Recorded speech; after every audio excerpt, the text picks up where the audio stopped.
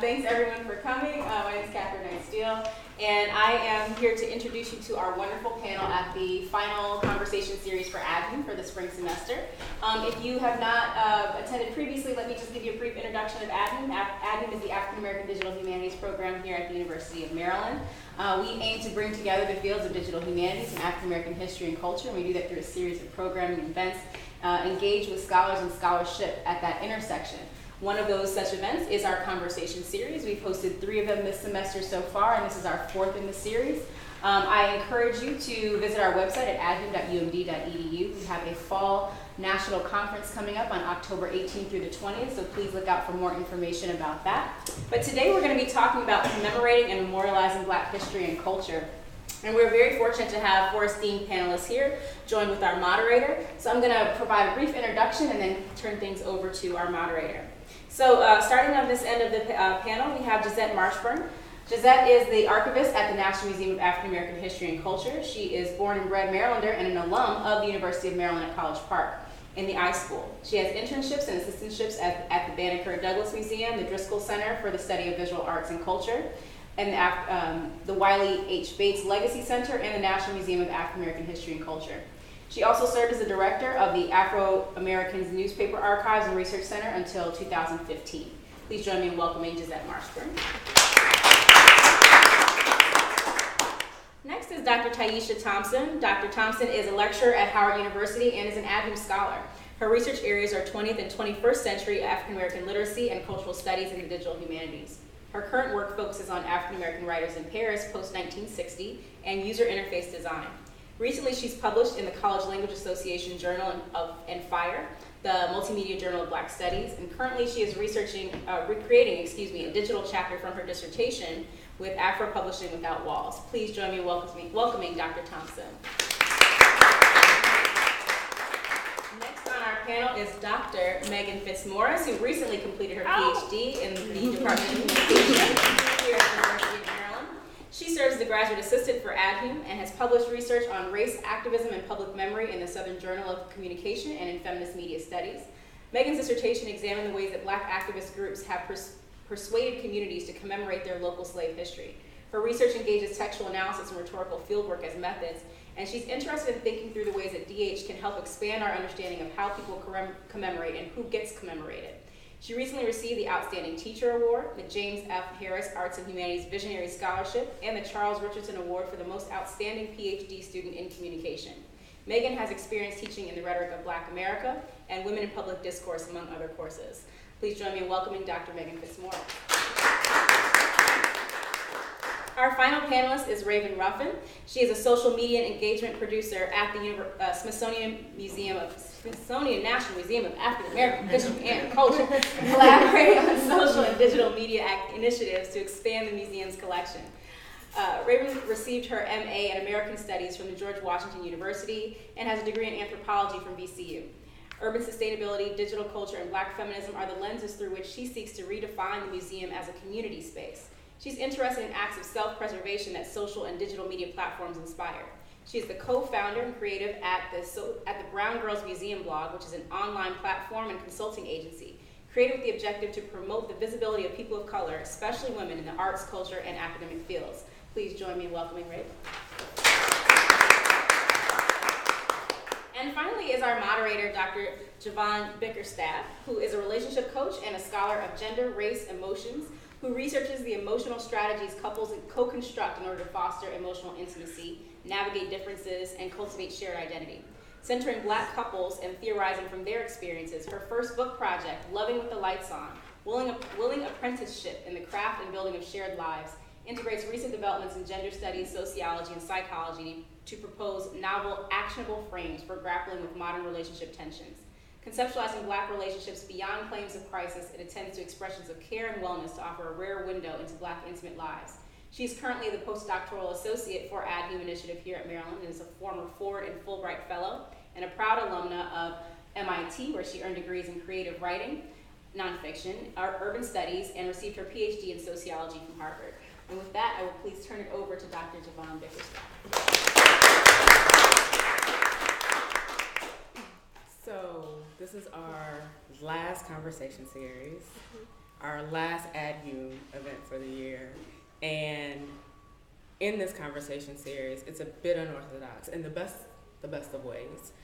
Typically, we've coupled seasoned and emerging scholars, but this gathering, all of you happen to be rising stars in the field, and so we get to end the conversation series really looking future forward.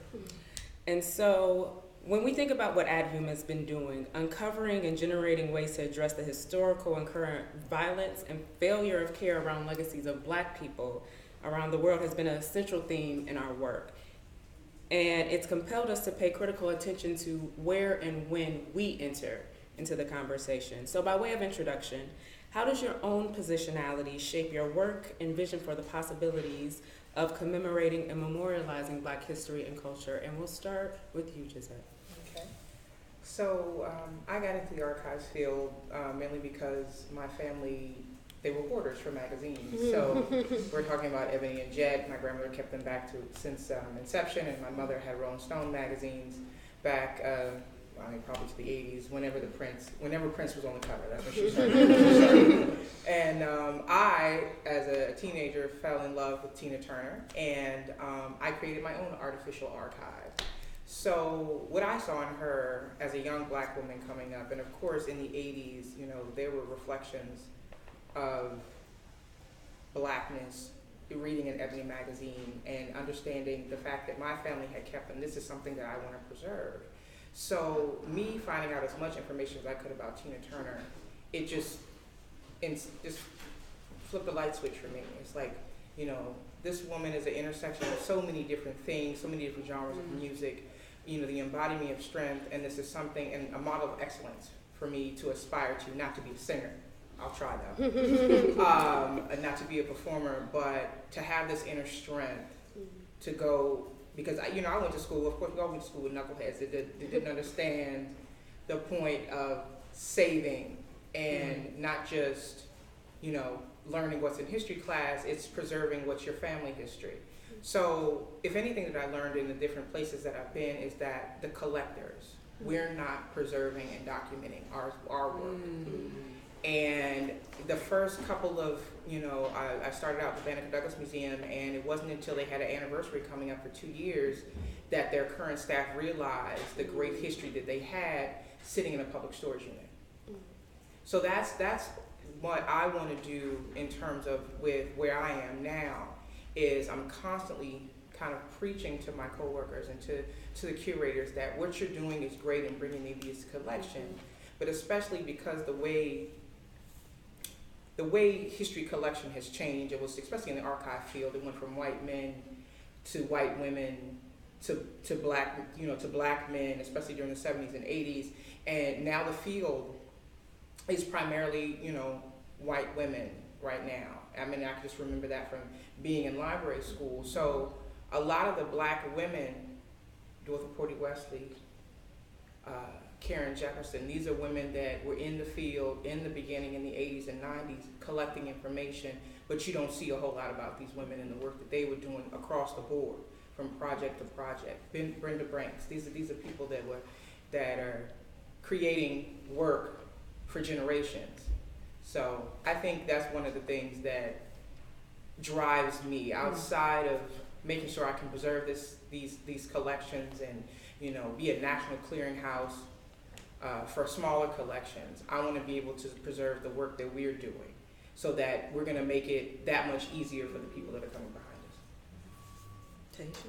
Yes. So my entry into commemorating and remembering Black Paris was through my experience there and my experience with mapping. So I have the type of mind where if I'm in a space, I can pretty much, if I leave it, I can get back to it. I just have a spatial memory. And it became important for me to read everything that James Baldwin wrote during his lifetime and map those spaces and see what those spaces meant in terms of when he wrote them then, but what are those spaces, how are those spaces being occupied and lived in at the moment where I was mapping them. And for me, it became larger than that with my work with James Emanuel, because James Emanuel never really wrote about Paris, but he had what he called a system of documentation where he recorded the date, the time, and the place that he wrote everything. So if it was the start of a poem that was only 3 lines, he would keep that scrap piece of paper with the date, the time, and the place. So, and that was through the archives at the Library of Congress, where I was like, wow, though Paris is not appearing in his poems, they are appearing in his system of documentation because he's writing from Paris. And that was my way of entry into understanding that James Emanuel was not able to write about the trauma that he faced while in the United States. He wasn't able to write about it here, but Paris became a place where for him to kind of release some of that trauma that he had faced in the United States when he left in 1993 and never returned. So my role was to look at those hundreds of papers and poems and letters and notes in the Library of Congress and see his system of documentation and say this is worthy of being remembered and put online, so people can understand that though we have an African American writer in Paris, he's not writing about Paris because this is really a space for him to release some of this trauma from the United States. And so though he's an African American, and he doesn't publish a lot while he's in Paris. He does some, but it was important for me to remember his work and his contribution to the literature. That's really cool. Love that. Yeah, so I mean, my positionality is something I think about a lot, right? As the elephant in the room, as the only white person on the AADHum team, the only white person on this panel, and someone who studies slavery, you would not be surprised to know this question comes up a lot.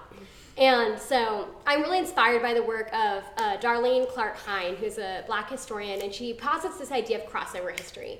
And this notion that it's actually really important for scholars to study people with different identities than themselves as a means of building empathy and sort of getting out of sort of the self-centered practice that I think some scholars have fallen into. So I do see this as an empathy building exercise. And so a lot of this comes from my time teaching at the University of Georgia. I actually grew up in San Diego, and so really, honestly, didn't think a whole lot about Black history and was really sort of confronted when I was in Georgia with the racism that still existed on campus and the way that the Confederacy was also still promoted on campus and in the city, and sort of seeing that connection there and the way that my students really felt that.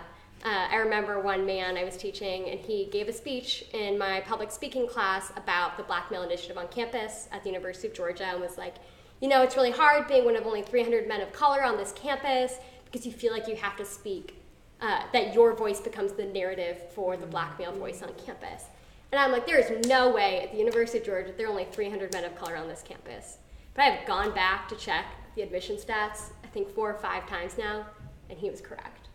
And that was just appalling to me that higher education has failed our country so poorly and has blocked so many people out.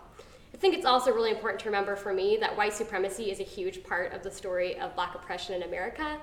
And I've also been inspired teaching rhetoric of Black America by students who talk about this notion of waking up Black, right? And every day looking at the Twitter feeds and seeing, right, time and time again, these images and stories of Black bodies in peril.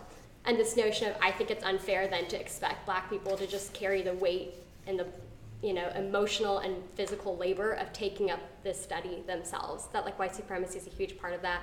My ancestors probably were slaveholders. And at my home, you help clean up the mess you made. And so I think that's really important, and that's a huge part of my story. And so the other then facet of that is, in the communication and rhetoric discipline where I'm from, the study of commemoration and public memory has gotten huge over the last decade, and it's really been studied a lot. There have been new publications and new stories over and over again. And so I think it's really important to ensure that African American voices and a diversity of people are included in this study. And you know what? In many ways, it would be ideal for people with a real personal connection to these people in this history would be leading the way in this research.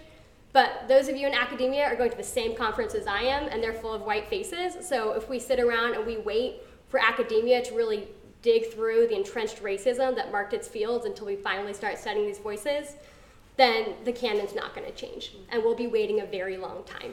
And so I think it's important to recognize my privilege and recognize my positionality, but it's not an excuse to shy away from the work that needs to be done. Yeah, so I think for Well, for me, it started as a student at VCU in Richmond, studying anthropology, leaving home from outside of Chicago.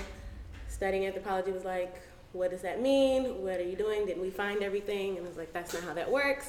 So really translating a lot of my experiences from home and school and kind of speaking both of those languages, you know, from academia, and trying to communicate that experience to my family who didn't have access to museums. We didn't grow up going to these spaces. It was a privilege to be able to go into downtown Chicago, to go to a museum and have those kind of discussions. And volunteering at the local museum, the Black History Museum before it moved recently, was really eye-opening for me. I didn't know what I was going to do with my degree. I was being pushed in a lot of different places, but I was like, there's something here about people and culture that I'm not done with. They kept trying to push me into like the science of anthropology, and I was like, this is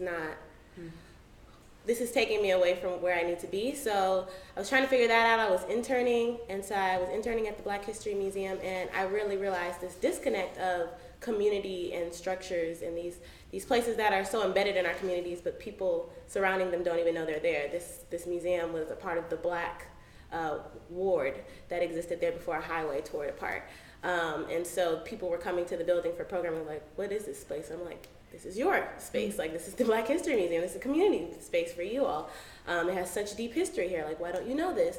And just realizing I was fighting with the institution to really see that they were really disconnected from the community, but also not wanting to be someone to blame the community, right? That they didn't know that this space existed because it wasn't their fault that the community hadn't invited them into the space. So I really got interested in that sort of preservation, but also really that relationship between community and institutions. And so from there, it was kind of like my introduction with Black feminism, thinking about urban sustainability of, you know, how can we take spaces like this and really think about our lived experiences.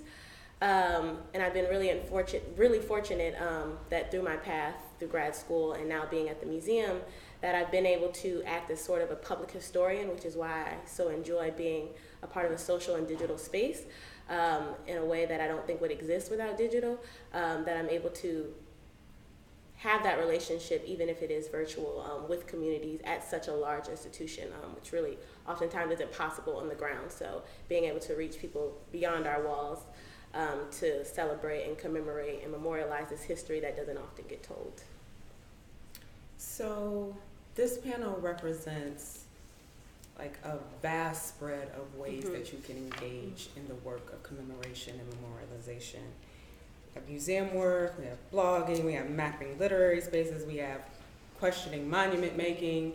Y'all are doing all the things in all the ways. And so could you take a few moments just to think about the projects that you're working on now and how you engage them in ways that interrogate or interrupt or expand on the kind of current traditions of commemoration and memorialization? We'll let whoever wants to go first. I can jump in. So I would say my research has two real entry points here. So I focus largely on the ways that activist groups have challenged communities to remember their slave history. And so I see this functioning with like two really productive ends. One being, we often only think about commemorative activism along the lines of like tearing down or reshaping monuments or, trying to advocate for like wiping clean a memorial scene. And those are productive ends for sure.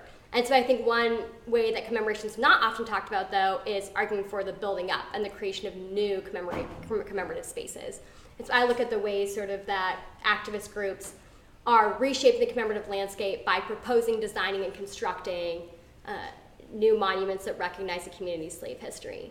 And secondly, the way that commemoration then serves as a tool of rhetorical invention to talk about ongoing instances of racism.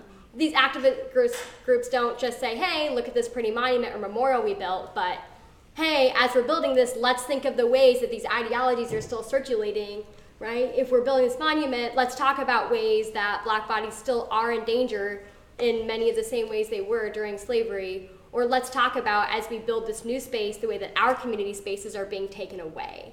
And so the ways that commemoration then becomes a means of actually talking about other ongoing social issues.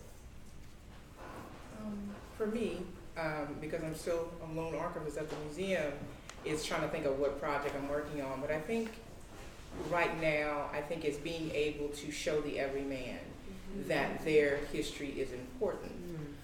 We have, and I know we had another one of my colleagues, Dr. Doretha Williams, is here, and she's working in something called the Community Curation Program, where you're basically digitizing, you know, your family gems, your family history, and I've done workshops, presentations talking about that. At the same token, when I'm, you know, giving the curators the tools on how to go out and look for these collections and, you know, let the donors know that it's valuable, it's also educating the donors on, you know, don't curate your own collection. Let us decide, you know, for you what, you know, because, you know, people will think something's not important when it really is, you know, because every little piece of something is gonna, as a collective, is gonna tell a cohesive story. So I think in, you know, throughout the museum, we have stories of everyday people, is how we're connecting to the community, how we're showing, you know, you don't know what's going on next door. You don't know that your neighbor, at some point in their life, probably did great things in science, or, you know, you don't know, because they could have don't talk, because I know my grandmother didn't talk about it. You know, she was born in 1913. She didn't even talk about, you know, what she did throughout her life. She just didn't, you know, I just knew about her personality, but any type of history making thing that she was doing, she didn't talk about it. So that's parts of people's lives that they didn't see it was important. You have to kind of reach out to them and let them know. And again, that, you know, that harkens back to me letting, you know, the collectors of today, you know, document what you're doing. You know, I'll say, you know, think about what you're going to do with that document as soon as you hit save. Where that's what I try to tell you. Yeah, so very similarly, I mean, we both work at the museum. I mean, our museum as itself as a structure is a site of memorialization, of commemoration of Black history and culture, of course.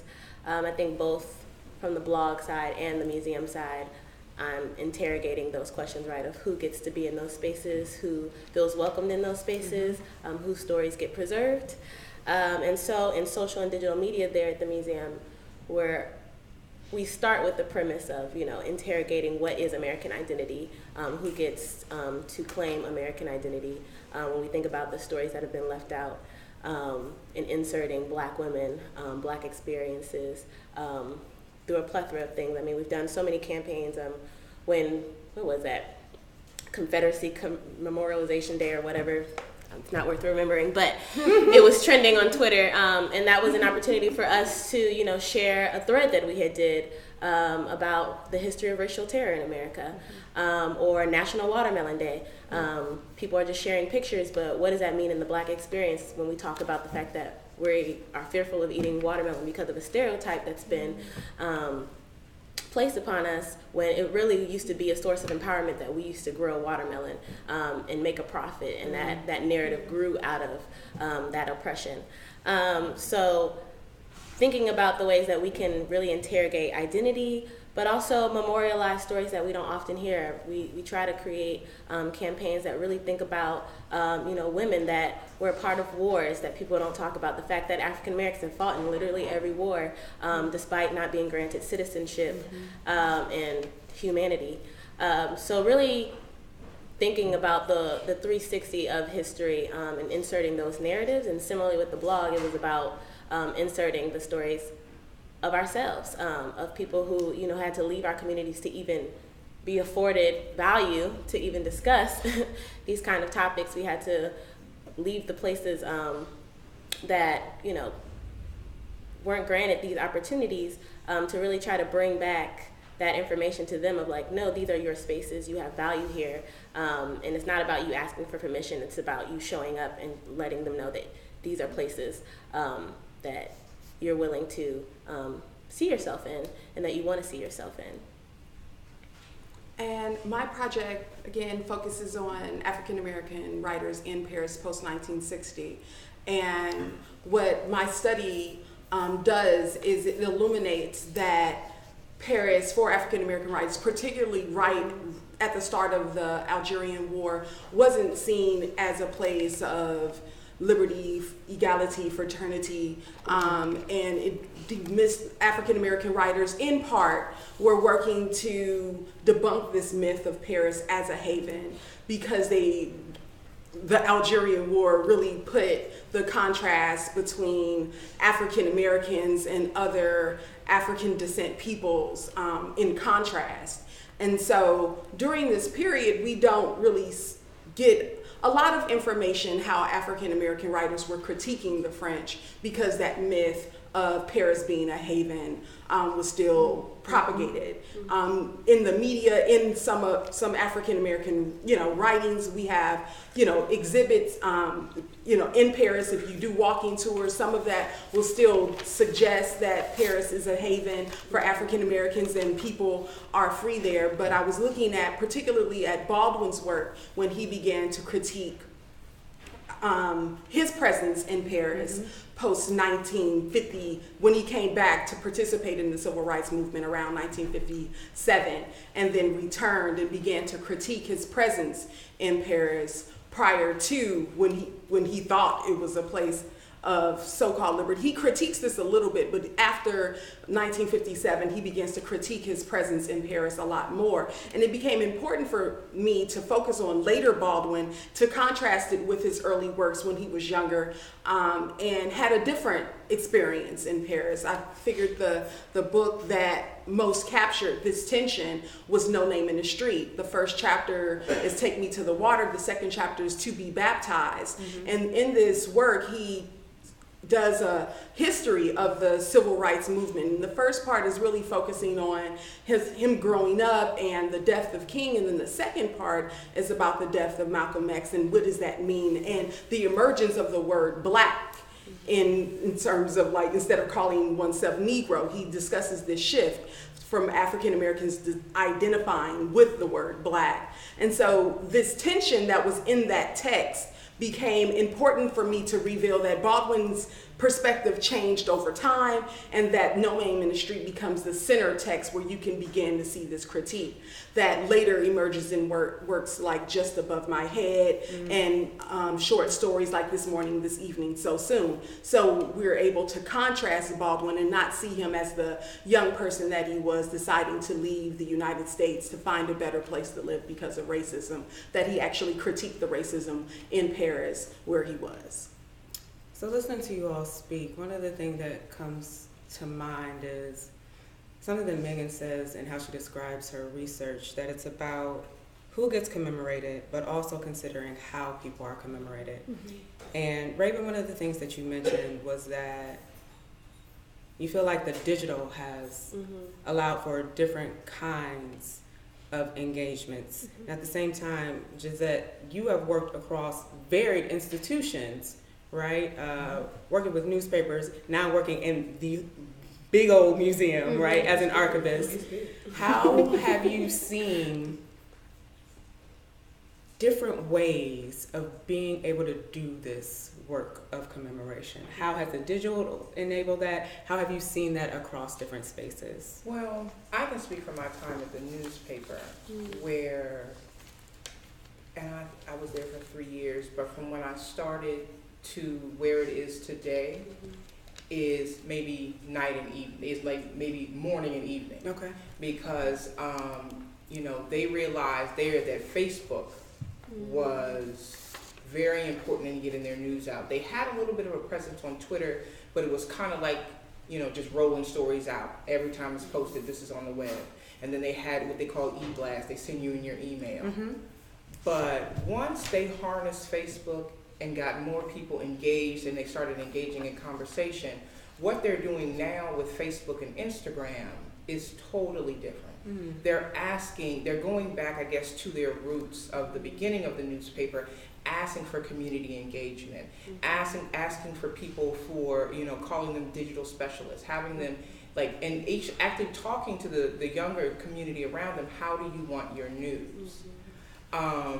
The early institutions, like I said, because of the time I was there, they may have had a blog post about and that's generally how it was, maybe in the, 2011, 2013, you bring on an intern or a fellow, they work on a particular project, they write a blog about it, and you might post it on your institutional Facebook. That's how it is. That has changed. I mean, I think I can only give praise to my social media department at the museum in the way that they're creating campaigns, and the fact that they have award-winning campaigns is kind of teaching these smaller institutions, because the Black media, either I'm not talking about Shade Room, but people that are the Black media, the smaller newspapers that have been around for decades, and they're just starting to figure out the importance of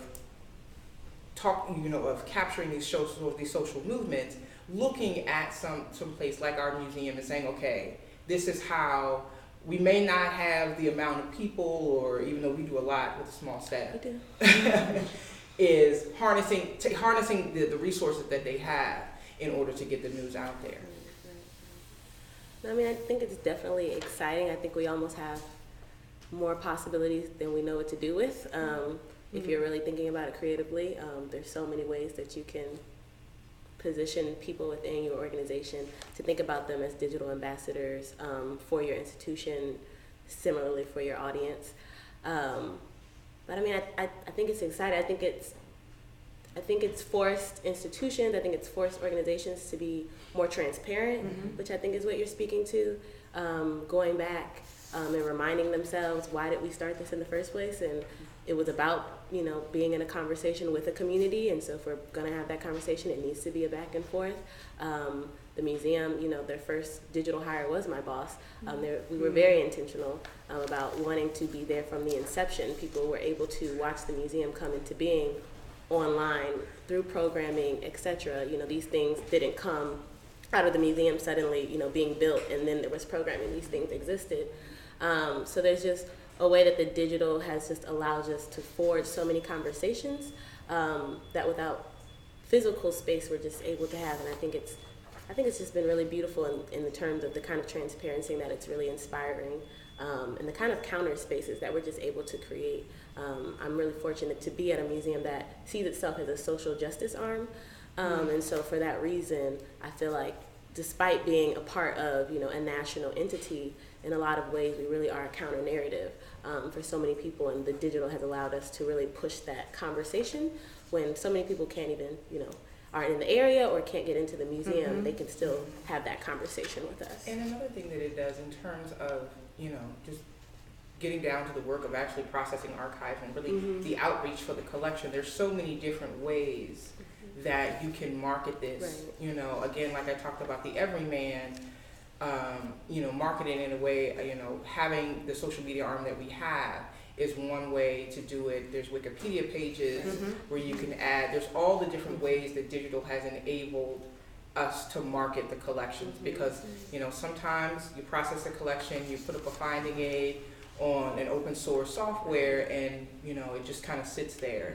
And another thing I think, because I know that at Digital Howard, I know that they'll take something timely that's going on in the news and go back within their collection and put up a digital image that relates to that. And I know that a lot of the Black media does things like that, just to kind of remind ourselves, especially during the social movements that have been going on the past few years, it's going back and showing, okay, Selma is similar to Ferguson. That juxtaposition is very important, I think, with historical institutions.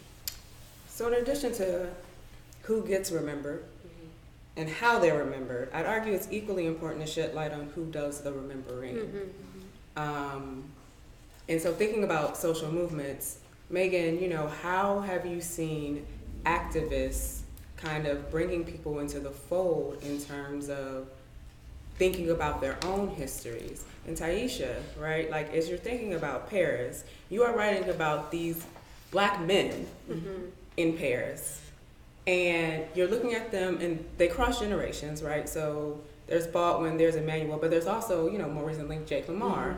And so how they imagine Black American expatriate life, and how you imagine their imaginings, right, of that life, like, where does your positionality come into that for both of you? So, one of my thoughts is that I entered this tradition, Miriam Graham, Monique Wells, Ricky Stevenson, Janice Mays are all women who introduced me to this field in Paris. And those are African American women in Paris. They're expatriates and they are well known within the Black Paris community. So while I'm writing about men, I enter the tradition through the work of women. And it's interesting. I thought about that when I was working on my dissertation, that most of the writers who came to Paris were African American men who stayed a long time. You know, we have Angela Davis who came and went, Maya Angelou who came and went, Toni Morrison spent a little time, but in terms of like longevity and planting some type of root in Paris, is largely African American men. And I'm thinking about my imaginings.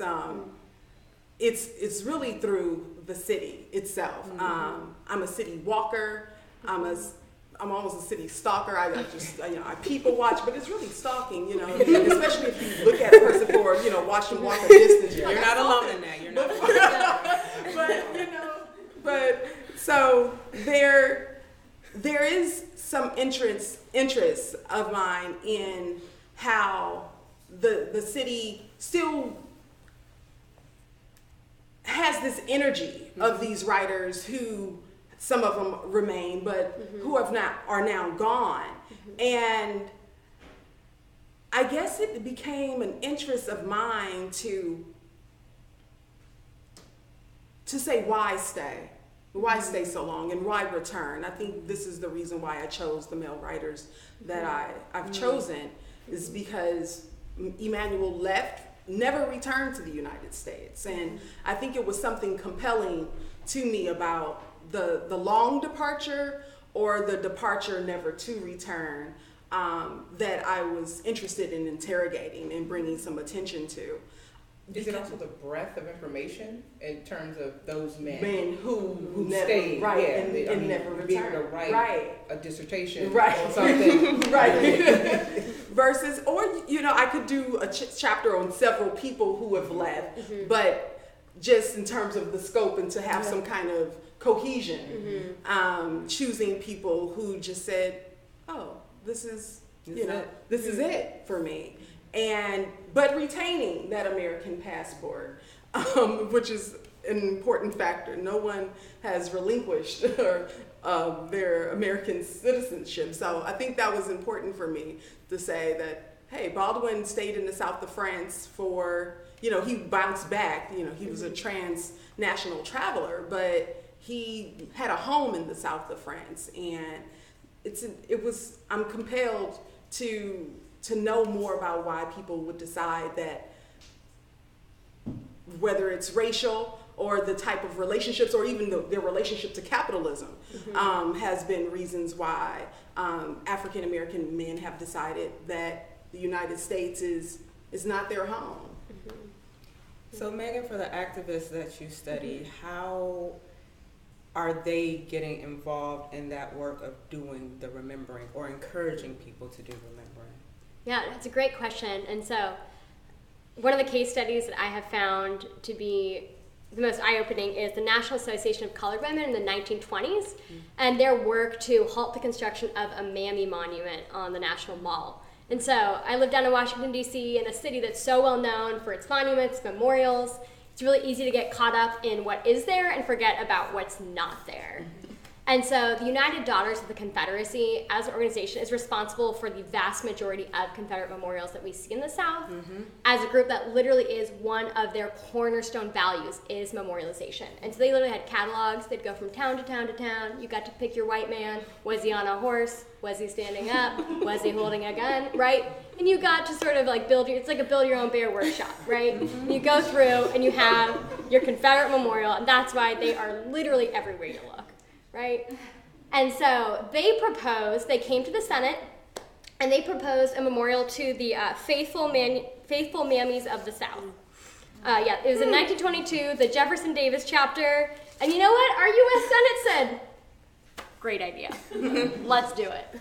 And so the National Association of Colored Women, at that time headed by Mary Church Terrell, along with several chapter heads, Hallie Quinn Brown, Charlotte Hawkins Brown, again, women, right, who are at the forefront of this commemoration, stories who we don't remember, led this huge campaign, publishing newspaper articles, honestly threatening to bomb the thing. One of my favorite quotes is by Terrell, who said, oh gosh, can I find it here? If the Black Mammy statue is ever erected, which dear Lord forbid, there are thousands of colored men and women who will fervently pray that on some stormy night the lightning will strike it. And so this really powerful rhetoric of halting this memorial, they had huge letter writing campaigns, and they worked right to halt the construction of this memorial on the mall. And that's a really tangible story of the powerful work of Black women to reshape the commemorative landscape, and voices that are a huge, important part of Washington, D.C. story that we often don't remember. So, on this panel, of all women, we would be remiss to not take some time to specifically think about women and their stories and legacies and their labor as keepers of memory. And Raven, I know that you and your colleagues started this thread on Twitter. I'm the analog person, so I had to search hard for these things, right? Of hashtag hitting her story in honor of Women's History Month to share facts about Black women. And you did an interview where you mentioned that you wanted to focus on Madam C.J. Walker, right? Because we know her story is that of a businesswoman, but we don't necessarily know her as an activist. And so, as you all think about your work, can you talk a little bit about how your work moves to tell more nuanced and comprehensive stories, whether that's revealing kind of unknown hidden figures or shedding light on some elements of well-known figures that we tend not to know? Right. I mean, that's really just the life force of what we're trying to do. So we created this campaign, hashtag Hidden History, last year. As a way, I mean, it was a part of Women's History Month to just celebrate Black women, but in use of the hashtag, it was an invitation to other institutions to share stories, whether it was about Black women or not, from their own archives. But for us, I mean, as a museum, we know we only have so much space on the walls, we only have so much space in square footage, so not everybody makes it, and of course we're not trying to be a hall of fame for Black history either. So social media is really a way for us to expand those narratives. So whether it is the fact that, you know, we do have Rosa Parks dress in the museum, but we know for many of us in this room, hopefully, that it was way before the bus, and that was a very small part of her story. So being able to take people like Madam C.J. Walker, who was very much involved in activism across the diaspora in really fascinating ways, more than just creating a hair care line, but also using that money from the hair care line to fund her activism, is a way that, as you know, Gisette is talking about, you know, there are these stories that are being preserved, but how can we translate them for our communities online who might see them as not as important, or maybe they're dense, maybe, you know, you have to go through a lot of papers to find maybe the meat of what you're looking for. And for us, we're able to scan those, we're able to work with our curators to find those stories. So that's one campaign that we try to uplift, and of course insert women that we haven't heard of. So I'm glad you said Hallie Quinn Brown. You know, there were a lot of people, Gladys Bentley, people who don't know about, who had such impressions in culture, politics, all of those things, whether it was gender politics with Gladys Bentley being one of the few cross-dressing women of the 20s and things like that, and an out queer woman, are the kind of stories that we're hoping that we can continue to tell each year, and obviously make it bigger online. If we're thinking about women, there are the women who get remembered, but there's also the women doing the remembering. One of the things you mentioned, Gisette, was that when you look at the demographics of your field, you said a similar thing, Megan, when you go to the conferences, it doesn't look like our panel. Right, no. Right? And so when you think about the people who are engaging in the kind of larger projects of commemoration and memorialization, are we at the table? Where would y'all like to see us, right, at the tables? I'll say some of us are at the table. some of us are at the table positing what we think should be remembered, and we're talking about the unsung heroes. And I think some of my work is, when you look in an archive, especially if it possesses personal things about it, you can find a point which makes this person relatable. And, you know, we talk about Gladys Bentley, but we can also talk about Moms Mabley. And, you know, the way she dressed when she wasn't on stage, and that it was an act. You know, thank you to Whoopi Goldberg for putting that documentary out there. And that, you know, I only know that because the Afro got used in some of that. So, you know, letting people know that they're going to these archives, and because the curators at my museum, you know, a lot of what their research, you know, you can't get your PhD without working on primary sources within an archive. So it's just, I think it gets to a point where you need to educate people about the value of, you know, it's not just this person's notable for working in this civil rights movement or working and doing this in business. They were people. They were relatable people with families. And I think that's when we get to the table, and, you know, we talk about Rosa Parks' dress, but we can talk about the woman that preserved it. You know, Lois Alexander Lane at the Black Fashion Museum. This woman went from Harlem to DC and you know, kept her museum going as long as she could, because documenting and preserving African Americans within fashion was very important to her. And we have a curator that is dedicated to continuing that. So, you know, bringing up those stories, some of us, like I said, we're at the table, and we're saying this is also important. You know, we have a big push, I think, in STEM in general, with educating African American, young African American boys and girls in STEM, but at the same time, let's go back, and we're trying to find and figure out where the papers and the documents are about these African American science and technology people. You know, we had an intern that was doing some research on African American female scientists.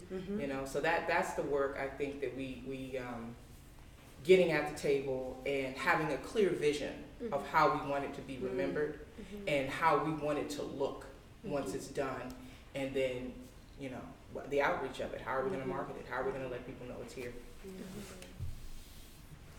I think a very different kind of remembering and archiving that we might think about is Twitter or social media, and how are people who are on the streets, who are recording what's going on, posting it, right, taking note of what they see and what's happening, serving as commemorators, right, serving as citizen journalists, and that those are people who are doing the remembering now, and ways that social media sort of has expanded the table and made a very large table for people to sit at. And certainly a lot of the same barriers that we see, you know, offline are reproduced online, but I think that does offer and afford and has sort of new means and ways of remembering. And I'm also thinking about digital projects, and if we're using platforms that or tools that may not be available, how do we preserve the work of digital projects? And whether that's keeping files in a CSV file or taking screenshots of what it looked like in order to preserve the digital work, so that someone, after the tool is gone, someone can come and retrieve the data and use the work that we've done that is no longer available online. Is something that I'm beginning to consider and ask librarians about options for preserving in that way. And that's an ongoing, I think, a lot of grant programs, especially, you know, over the past 5 or 10 years, when you have this uncovering these digital projects on uncovering these hidden histories. You know, I can think about, I think it's the HBCU Alliance, where they did a large digitization project. I mean, I was fortunate enough, I was doing a genealogy project for school, that I was able to find my grandmother's high school and her college class pictures, you know, and I did not know it was there if I had not gone looking in this, you know, long, closed kind of project. And sustainability, I think, needs to be built within these grant projects for these digital projects. Is okay, so are we gonna keep screenshots? Are we gonna rely on Internet Archive? You know, how are we going to sustain this over time? Because this information is important, and you know, a lot of times, sometimes it'll just sit there dormant, and there's not a person, because those people have moved on. They've moved on to other positions at other institutions.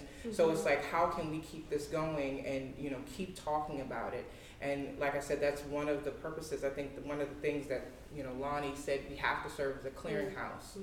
We have to shed light on either long dormant digital projects or these other institutions that kind of need this light shed on them and the hard work that they're doing. Thinking about exactly those issues, one of the things you mentioned earlier, Gisette, was capturing the stories of everyman. And Taisha and Megan, in the work that you do, you're scholars, but you are in direct access with students all the time, right? And I know, Taisha, you've done a lot of work on digital pedagogy, but how are you teaching your students to think about their own digital footprint as archives, right? Like, they're creating things. They out there doing the tweeting and the Instagram and all the stuff I don't want no part of. But they're doing it all the time. You're doing it. Sometimes you're engaging with that. How can we get folks more broadly to think about their own kind of digital artifacts just as much as we want them to think about their material artifacts? I mean, I know one thing that I try to even tell my little brother in the inane stuff that he may post is, you're at the mercy of Instagram, of Twitter, of Facebook, of Google, of their servers. You know, Snapchat and of course Instagram, they have those abilities for you to pull this stuff down and save it. Again, on the cloud, you're still at the mercy of Apple. So it just, you know, people aren't want to, sometimes, you know, you're younger, you're just in the moment. You're not thinking about, will this affect my future job? Or is this, you know, or being at a social, you know, being at a social movement, at a rally, realizing that this stuff is important. I think it, you know, the person that's creating it, that's commemorating, that's memorializing it, I don't think that person is going to think beyond saving it. I think it falls beyond some of these history collectors crawling the web and just preserving it on a platform that's going to be available. You know, you have the different, you know, TweetDecks and all these different web crawling programs. And I know when I go to the Archives Conference now, they have people that are saving social media sites for institutions. I think there is a way, which sounds like a digital project in itself, is looking around and creating, I'd say, themed web crawls of social media posts. It's too bad Laura Cleary from the library is not here, but she organized this year this really neat undergraduate activist pop-up museum down at the Hornbeck Library. And so students actually brought in framed snapshots of tweets following a certain event, or they'd have train tickets from their trip up to Baltimore, or they would have photos of them from Instagram and you could still see the frames, and ways that we can actually, like you said, help these students see the value in the same way that people you go to have these basement boxes full of photographs and documents that they don't think are valuable, right? Do students just think that their social media is just something that they do and isn't valuable? So how do we help them see the value in their thoughts, their framing of issues, and their recording of the events around them? So in my courses, I often have students document in writing the changes that they've made, whether it's to an intellectual mixtape or to an augmented reality exhibit. And I don't think I have them do it because I want them to archive it, but it's a part of that. But I have them do it just so if there's a glitch, they'll know the intention behind the change that they made. Because there's been many occasions where a student was like, it's gone. I made the change and I can't go back and the screen is not popping up. It's my old work that I did yesterday. And so I always have them kind of take a note of why you were making this particular change, so that not only that I can read it and kind of get a sense of what you're going for in case it doesn't kind of, if I don't understand it immediately upon first looking. But another way is that when we do our augmented reality project, working with Moreland Spingarn Research Center, the students say there's an exhibit in the museum, they'll scan that and then provide more information about that particular document, image, book, by going to the library and talking to Ms. El Bashir about that particular artifact and providing more information about that. And so they're beginning to think and make connections between what they see and providing people with additional information. And then the Blipper app provides, I guess, older versions of their augments, and so in that way they get like a digital recording of it, but they don't get access to those earlier versions. So it's, I guess, two ways. They have a Blipper account that kind of records any changes they've made to their augment. They're working with archives, and then they have to record their intentions behind what they're creating in my courses. That is really cool. And just as we're thinking about archiving, do you archive their projects? I have pamphlets. Okay. At the end of the course, they have to create an exhibit pamphlet, which each artifact and a little blurb about that artifact and everyone's name who participated in the exhibit. So we're at this really particular moment where we've had a number of commemorations and memorializations of not just slavery, but lots of violence against Black bodies.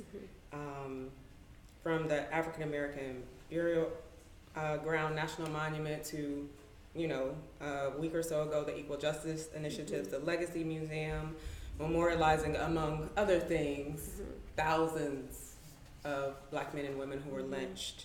And at the same time, in the university spaces, we're also beginning to talk about excavating and reckoning with the complicity that they've had within slavery. And so I'd love for you all to talk a little bit about why you think we might be entering that moment right now, like what's making all of this bubble up, but also how are you thinking about the framing of it in particular, right? When we talk about lynching, we are memorializing all of these lives that were lost, recognizing the value in them. But at the same time, inherent in that is white supremacy and all of the backlash of white rage, as Dr. Carol Anderson calls it. But we tend not to frame it in terms of the white rage. And I wonder, to what extent does that implicity allow the white folks doing the things to remain invisible, right? So why is this moment emerging, and how can we think about the ways that we frame what's going on? Well, I think some of it may come from perspective and your position in documenting history. I think in terms of slavery bubbling up now, for me and for the people in my community, it never really went away. I think I would say white people in the coming in of our new president and the backlash from certain parts of the community felt about Obama. I felt it's bubbled to the top. Just looking over the course of the past 4 or 5 years and the social movements, life is cyclical. So from the beginning of the civil rights movement, we go all the way back to 1876, and then you go back to Woodrow Wilson pushing African Americans out of the government work. It's cyclical. It just kept coming back, and it was just time for it to come back around again. But and there's a lot of people, in terms of social media, letting generations know this isn't new. Right. This is not new. So I know in my 37 years, it never went away. I mean, especially when you're going outside of your studies to study Black history, you're constantly confronted with, oh wow, like, this is what my people went through, and I'm that type of person. I find something out, I want to tell everybody about it. Did you know? I'm that person. So to some communities, it seems like it's Right. like, oh wow, like this really happened, and then someone else will frame it as in this has already happened. You know, this is just a repeat. Yeah, no, I totally agree. I think people put a ton of stock in the Obama presidency to fulfill some like post-racial dream that we all know, and I think all of America now knows is an illusion. And so it sort of opened this door to think about, as you said, the ways that this actually has never gone away. I think a lot of people had this, hope and dream that it would. And so now we're finally talking about it.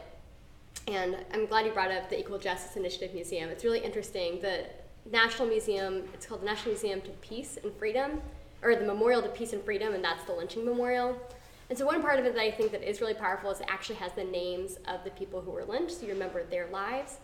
But again, then we don't actually confront the people who lynched them and how so often, they were never held accountable for their actions. And many of these communities know exactly who did them. Exactly. And many of them are actually still alive. And they're still very much protected by their communities. And so what does it look like to bring accountability here? And so I'm curious to see, part of this museum is that, I don't know if anyone has seen it, there's a hanging column with the name of every person who's been lynched from every county where a racial terror lynching has been documented. But then there's also a dual column laying down in the grass outside the memorial. And an invitation to every county has been solicited to come pick up that memorial and place it right in their county as a way of confronting that county.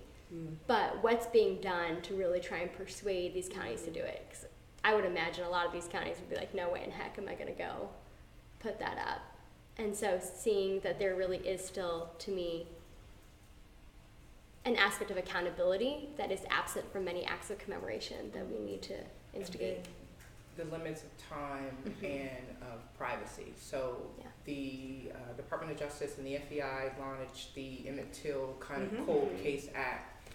And, they were talking to our museum in terms of, preserving these, all of the information that came from, reaching out to these people and looking, and going and digging back into investigations. But again, there's so much limitation in terms of privacy, in terms of there's still fear from the people that are still alive in these communities where the FBI has gone back out 40 to 50 years later to ask about, do you know this person? And, there's still fear there. So, again, it's started in slavery, that fear that was put inside of people is that, let's commemorate the person that was lost, but those that did it, they're going to continue to, I mean, I hate to say not continue, but it's just that they have to seek their retribution, their retribution in other ways, those spiritual ways, than being, be having to pay for their crime. Because of terrorism. Absolutely. But I also think of the 150th commemoration of the abolishment of slavery. I believe it was 2015. And so prior to that, we have the 150th anniversary of the Emancipation Proclamation. So things during the Obama presidency were happening to remind us about a slavery legacy at the same time.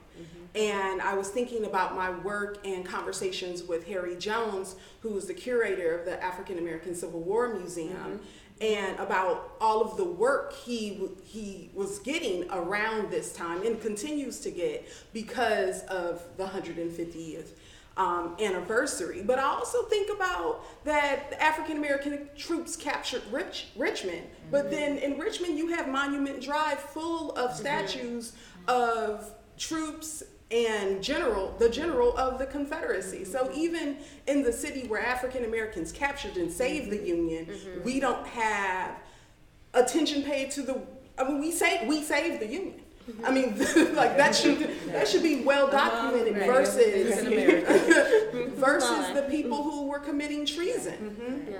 So I think this is some work we need to do around commemoration, not just the monuments that are up that need to come down, but the monuments that need to go up to bring attention to the work that we've done in order to make this country what it is. And Raven, I want to let you chime in, but I wanted to let anyone know, if you have a question, you might want to come a bit closer to the mic, but after we take Raven's thoughts, we're going to open it up to questions. Yeah, I was just going to, I think a lot has been said that I was going to say earlier. So, I think, I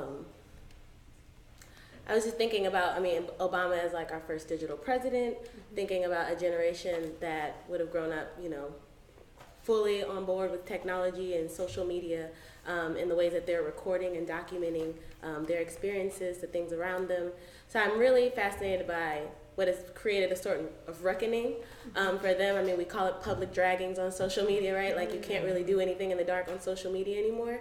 So I think, again, going back to what you said, Gisette, about this cyclical nature, there's a way in which this younger generation is chiming in of saying, actually, we don't agree with that. That might not really be aligned with what I believe in. And then you have this older generation who's also on social media, who's imparting that knowledge, imparting that history. So there's a certain kind of bridging that's happening in digital, and I think a big part of that is, museums, organizations, EJI, our museum, because again, it goes back to your point, who is doing the framing, and we're very clear that it is white supremacy that caused, these certain levels of oppression, and we're very clear from our director to not misname those things. It is white supremacy, name it.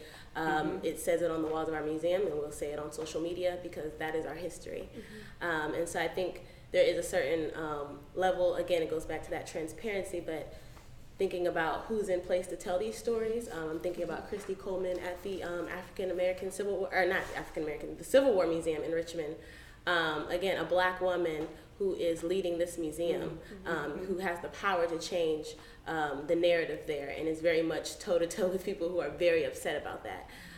So again, if we're talking about being at the table, women were oftentimes in these culture fields, but are we the directors? Are we leading these institutions? So I think there's a lot there in thinking about that framing, who's telling those stories, and again, how we're using the tools to tell those stories and communicate and bridge those conversations between us. And very quickly, I'm just reminded of the Me Too movement in Toronto, Burke, how, people, they had, the movement was kind of trying, they tried to take it away from her, but then, because she had so much support from, African-American women celebs, that it was able to let her know she started this movement, and we're going to continue it. We can continue it all as women, but you're not going to take it and, and utilize it for something else. Exactly. Accountability. Questions, because I have more, always. Yes. Thank you so much. I'm really interested in this sort of last piece of the conversation around the balance between memorializing Black Lives Lost, commemoration as a tool of accountability for white terror, but I'm wondering where Black excellence fits in, and how do we think about, in our public realm, commemorating that, and if you know of any examples of sort of public history or public memorials that do all three, or somehow strike a balance, or do one or more. So that you just picked into my notes? Yeah. I'm not going to just tout my own museum, but once you get past the second floor, it's all Black excellence, making a way out of no way, and then it's the mothership, Yeah. I love that. So, but a lot of these institutions are doing, we're doing it before we were, when we were in existence, we're building, Charles Wright, and, they're talking about Black excellence always. I remember growing up in having our Black history, dittos, and it was, we heard the same stories of Black excellence. We had Matthew Henson, we had Mary McLeod Bethune, of course Martin Luther King. I didn't hear about Malcolm X until the movie came out, honestly. So, that's what I think my generation grew up on, these repeated stories of Black excellence, and now we're looking for the unsung heroes, and now we're looking for what the people that exuded at Black excellence, what they really went through. Because we're only talking about, we were only educated about their achievements. Matthew Henson went to the North Pole, but did you know he was penniless when he died? Things like that. You're not finding, he may have been touted for that, but there was also tons of scholarship on the people who didn't believe him or the people that went against him and what Perry said. Those are the extra stories to the Black excellence that we need to hear. Right. Yeah. And Yeah. so, I'm sorry, in addition to Black excellence, I want us to also just think a bit broader, right? We have violence, death, we have excellence, but there are a number of registers of Black experience, right? Whether that's innovation or exploration or activism or joy or, you know, contention, because there is always conflict. Like, where are we seeing fuller registers of Black experience? Yeah, I think what I was gonna say to your question, immediately when I hear Black excellence, I mean, I think about the potential for the detriment, right? The potential for erasing the pain. And so, of course, in our museum, you know, as you move up on the floors, you get to the culture floors, and it is a celebration. It is an opportunity that after you've gone through the history galleries, it gets physically brighter. And so you feel that kind of elevation as you're moving through the museum. But I mean, I think we're also very much contending with the fact that, you know, we have a section about gestures, but why do we have those gestures? We have those gestures because we weren't able to communicate in certain ways in certain spaces, and so we've created these gestures that are now communicated widely through popular culture. Whether we get credited for them or not is a different question, but it's always going to have, we always have to talk about that fuller discussion. So I get nervous about talking about Black excellence in that way, because I never want people to think that our museum is a progress narrative, because you should never feel that once you've made it to the top, you've made it to full liberation or anything of that nature. And especially working at social media, we get so many questions. I get to see our audience as they're moving through the museum, and, you know, they're like, why is this person not here? Where is this? And, you know, it always goes back to, again, we're not a Hall of Fame. Right, we're trying to capture these moments. We're trying to capture it, and sometimes they're through the curator's eyes of different themes, of course. But we're trying to capture an experience, and through doing that, some people aren't going to get acknowledged because maybe we do know their achievements and they are celebrated, but maybe they're the aspect to their achievement that was embedded in a larger narrative that we're not discussing, and so that's what we try to get at. I mean, even through music or whatever, through our culture exhibitions and things like that. And I think we're trying to educate. You know, this is the Smithsonian, so we're going to get a vast cross-section and intersection of people. So it's, you know, at the same time, as an African American, you can walk through and, you know, be like this. At the same time, you can see reflection upon the faces of the Latino American, you know, of the Asian Pacific Islander, whoever is looking at it. They're being educated at the same time. I think digital projects also bring a really new angle to the breadth of experiences that we can represent. And so something that comes to mind is the Black Broadway on U Street digital project. And it's really cool because it includes oral histories, it has video reenactments, it has interactive social media elements, it has all kinds of archival materials present. I think it's just really important that we do think about Black business ownership, which it talks about. It talks about Black performance, it talks about contentions within the Black community about respectability politics and performance and music.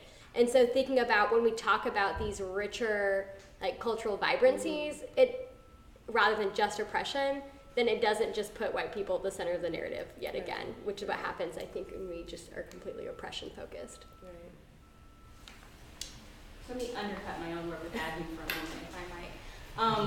So you talked about Bryan Stevenson's lynching memorial, and I remember a few years ago when he was discussing the possibility of doing this as a digital project, right? Of having this kind of digital site where you could visit and he still talks about this, I think, from time to time, this being an extension of that. And so I'm thinking quite a bit about these digital memorials and the possibilities that they offer in terms of folks who have lack of access to the physical archive or lack of access to the physical museum being able to enjoy them and learn and grow in those spaces online. But I'm wondering, we're getting really good at this, you know, in some spaces of digitizing these spaces and making them so interactive and engaged with community. What is the possible potential issue that arises from that lack of from that online engagement rather with the digital space? I'm thinking about these VR museums, right, where I don't have to go to the museum anymore. I can have a VR experience at the museum. And I'm thinking about this in terms of funding and sustainability for these digital projects and for the physical spaces that spawn the digital projects. I wonder if y'all could talk a little bit about the tension between wanting to do this really immersive digital work and what the possible repercussions are on the physical spaces and the persons and the bodies and the labor that's necessary to keep those spaces intact. I mean, the first thing I think of is the Google Cultural Institute. Right. I mean, you know, the backing and the support of a behemoth that is Google, I think is the way that a lot of either small institutions, and we have worked with them as well. So, I mean, I think that's in terms of sustainability with Google, I think they're set up to be sustainable. Outside of that, I mean, it all comes with the funding. I think having it be, I think it should be in the grant, you know, it should be, and I think most of them do, but I mean, in terms looking 25 years down the line, of thinking of, you know, getting all the people to the table in terms of the IT people and the cloud and all of those things, getting those people to the table to say, okay, well, how can we do this? And how can we have a reminder to ourselves that after all these people may have moved on from the project, how can we, I guess it falls beyond one of the institutions to be the person that's going to continue to market and talk about the project. And also just the speed of the field. So, I mean, we've partnered with Google, we've partnered with a number of platforms who are doing these kind of VR installations, who are doing these kind of digital projects. Again, we're trying to expand our walls of our museum, but there's so many projects. Again, the funding, it has to be there, whether it's grants. But yeah, just keeping up with the speed of the technology that's happening. We get approached all the time, but again, if we don't have the imagination or the creativity that to think about the kind of positions that are needed, whether it's the people we have in-house or do we have to create another position, which again goes back to funding, it becomes its own kind of challenge. And then again, the physical museum, I mean, for us, it's an opportunity to grant access for people who, again, can't get to us, but there's definitely a certain kind of challenge for smaller institutions who are already struggling for feet in the, you know, in the door. So I mean, it's that. It scares me. I'm excited about it because again, I think there's so many beautiful opportunities. I mean, I see how, you know, Gisette and my department are merging together with digital archiving and things like that and trying to figure out those relationships. But, you know, we're very fortunate that we're at this large institution that can do that and imagine that. Whereas for a lot of these smaller institutions who don't have the, you know, the capital, the staffing, yes, they would greatly benefit from being acknowledged. You know, we recently worked with like the Black Broadway on You for Jazz Appreciation Month and did a virtual tour with her, the creator. But she needs funding. She needs to sustain that project in itself.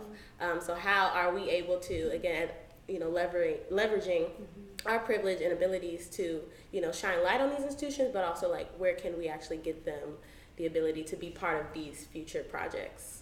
It's humanities versus STEM. You know, it's people understanding that part of life that is culture, that is music, that is art, that is history, is as important. Right. You know, it's you know that I think that's a part of the issue.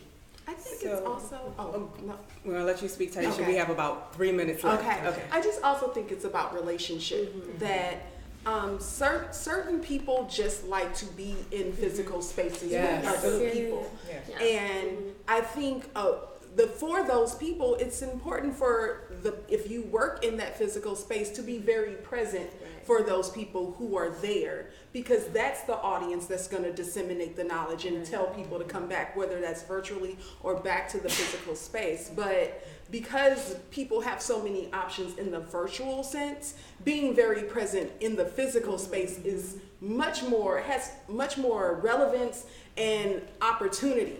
Because they're in your face.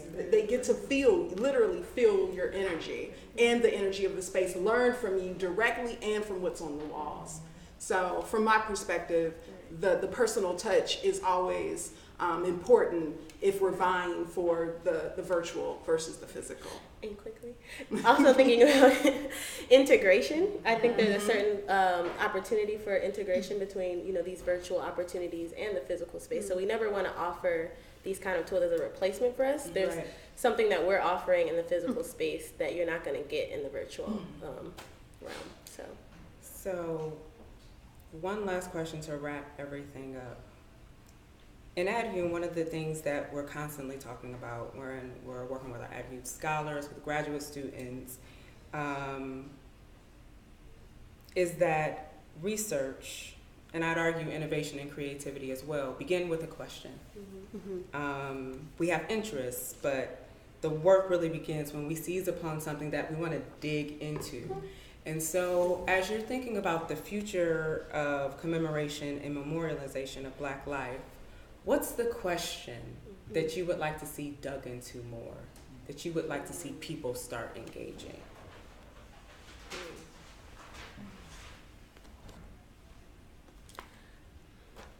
I mean, it's a simple question, but I think it keeps us humble in the fields that we're in. I would like for people to stop asking, why aren't people here? And ask, why didn't I see you?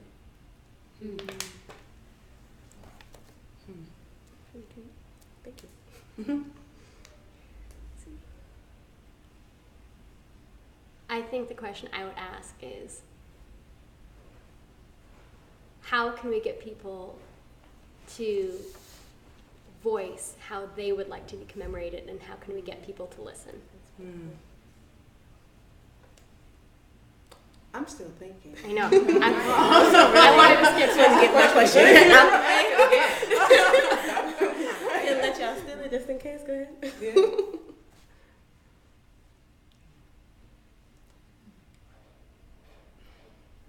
So as Taisha and Gisette are thinking, for folks who are been able to see the live stream and are able to see the video afterwards, I want you to also think about the fact that everybody just got a history lesson of genealogy of folks working in this field. And so the number of names that were in this hour and a half alone, go back for all you folks that go on the Twitters and record the things. Record the names and the genealogies and the histories that were in this panel alone, because there's a syllabus there. Yeah. I don't know if this is a question, I'm gonna say it. It's something to do with, like, if we do not, and maybe it's a how in front of it, we can think about the question word later. But it's like, if we don't disseminate widely and remember, we will continue to like need to know this information again. Like, because I feel like people knew that what I'm learning, people knew. Right. But it just wasn't the knowledge wasn't made accessible. Yeah, made accessible. So how do we make what is already known more accessible and disseminated more widely? Gisette? You know, I just think about the people who are making history, you know, that is history to us, the civil rights movements, you know, the people today, knowing that they matter. So them asking the question, how does what I'm doing today matter, you know? And us basically, you know, harking off of what she said, you know, I have a friend that will say, well, I want to be appreciated. Well, do you know how you want to be appreciated? So that, you know, do I matter? What am I doing today? Does it matter? And how am I going to be able to see what I'm doing appreciated? Gisette Marshburn, Taisha Thompson, Megan Fitzmaurice, Raven Ruffin, thank you. Thank you. You, Javon.